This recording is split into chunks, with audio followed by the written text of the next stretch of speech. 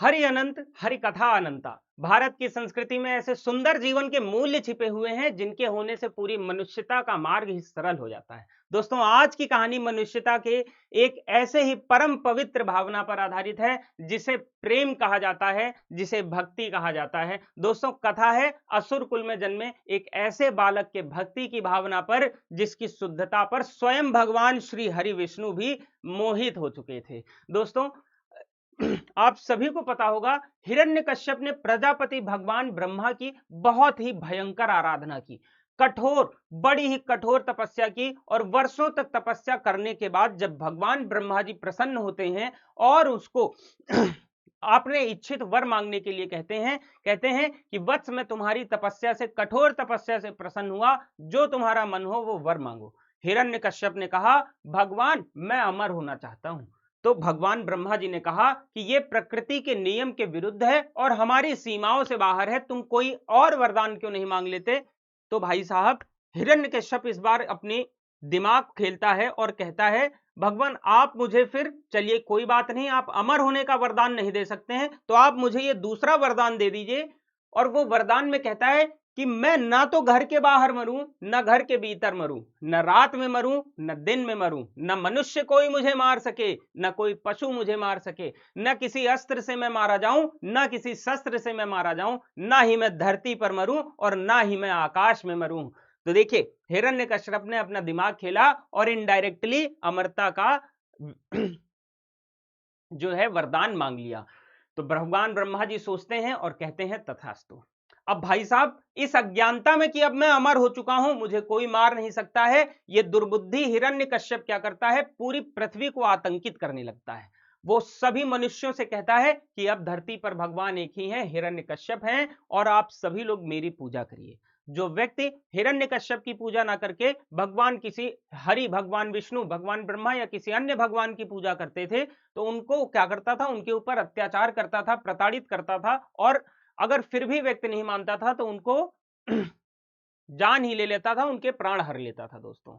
लेकिन दोस्तों, विधि का विधान देखिए, उसी के घर में उसी के पुत्र प्रहलाद ने भगवान विष्णु की पूजा करना प्रारंभ कर दिया। इससे भाई साहब परेशान होकर के हिरण्यकश्यप अपने सिपाहियों से कहता है, जाओ मेरे पुत्र को ले जाओ और इसको कठोर प्रताड़ना दीजिए कि ये भगवान विष्णु को भूल करके अपने पिता हिरण्यकश्यप की आराधना करने लगे। सिपाही ले जाते हैं, प्रहलाद को प्रताड़ित करते हैं, और ये भी सोचते हैं ऐसा ना हो कहीं कि बहुत ज्यादा प्रताड़ित कर दें, राजा का बेटा है, राजा हम ही को ना मार दे। तो सिपाही वापस से आते हैं, हिरण्यकश्यप से कहते हैं कि मैंने बहुत प्रताड़ित किया, लेकिन आपका पुत्र जो है भगवान विष्णु की ही पूजा कर रहा है। तो हिरण्यकश्यप कहते हैं, जाओ इसको काल कोठरी में बंद कर दो जाके, और उसमें हजारों की संख्या में विषधारी सांप छोड़ दीजिए। तो भाई साहब, इस बार सिपाही ऐसा ही करते हैं, लेकिन होता क्या है, इसके उलट होता है। प्रहलाद कोठरी में बंद हैं और हजारों की संख्या में जो सांप हैं वो प्रहलाद को कोई नुकसान नहीं पहुंचाते हैं, वरन प्रहलाद के चारों तरफ एक सुरक्षा चक्र बना करके बैठ जाते हैं। तो इसके बाद हिरण्यकश्यप अपनी प्रजा में कहता है कि क्या कोई भी ऐसा व्यक्ति नहीं है जो हमारे पुत्र को, प्रहलाद को, भगवान विष्णु की पूजा करने से रोक सके। तो तब तक उसकी बहन आ जाती है। बहन आप सभी लोग जानते होंगे, होलिका। होलिका कहती है कि मैं इसको सिखा सकती हूं, कि भगवान मैं इसको दंड दे सकती हूं।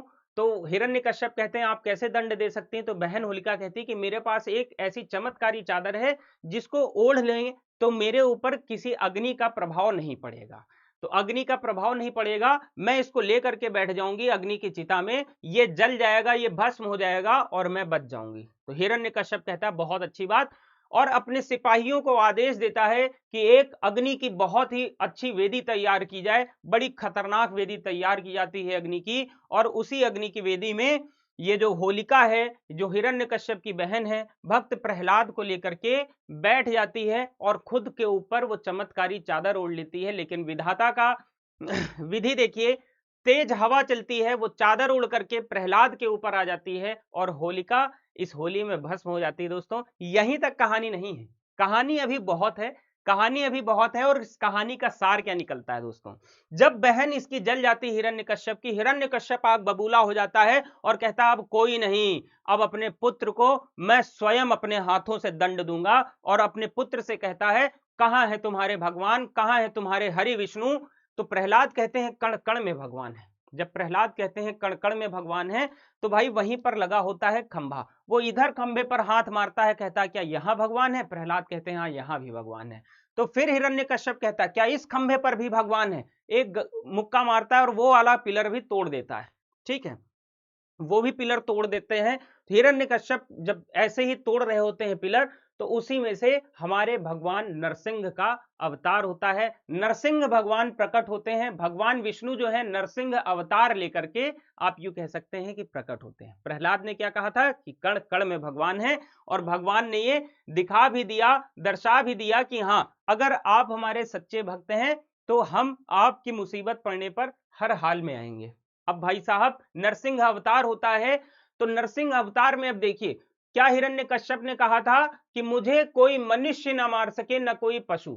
तो भगवान जो थे नरसिंह थे, ना तो पूरे नर थे ना ही पूरे पशु थे, नरसिंह अवतार लेते हैं। फिर वो कहता है कि मैं न रात में मरूं न दिन में मरूं। तो भाई साहब इसको कब मारते हैं? गोधूली वेला पर मारते हैं। मतलब जब शाम खत्म हो रही होती है, जब दिन ढल रहा होता है शाम वाला समय, और जब रात आ रही होती है वो गोधूली वेला होती है। न तो रात होती उस समय न दिन होता है। वो कहता है न घर के बाहर मरूं न घर के भीतर मरूं। तो नरसिंह भगवान उसको घर की चौखट के ऊपर लेकर के स्वयं अपने ऊपर बैठते हैं। ठीक है, और क्या कहता है कि न अस्त्र से मरूं न शस्त्र से मरूं। तो नरसिंह अपने बड़े बड़े नाखूनों से उसको फाड़ देते हैं। कहते हैं न धरती पर मरूं न आकाश पे मरूं, तो अपने ही जंघों पर इसको रखते हैं हिरण्यकश्यप को और फाड़ देते हैं। तो दोस्तों आप यहां से क्या सीख ले सकते हैं? देखिए सबसे बड़ी बात यहां पर क्या है कि जीवन और मृत्यु जो है दोनों ही हमारे विधाता के हाथ में है। ये हिरण्यकश्यप का अहंकार बस ये भूल चुका था, इस वजह से इसकी मृत्यु हुई। और यहां पर दोस्तों अगर मैं बात करूं सीख की, अगर हम बात करें दोस्तों यहां पर सीख की, तो यहां पर हमको सबसे बड़ी सीख मिलती है कि अगर आप तपस्या करेंगे तो आपको सफलता अवश्य मिलेगी, जैसे हमारे भक्त प्रहलाद को मिली थी।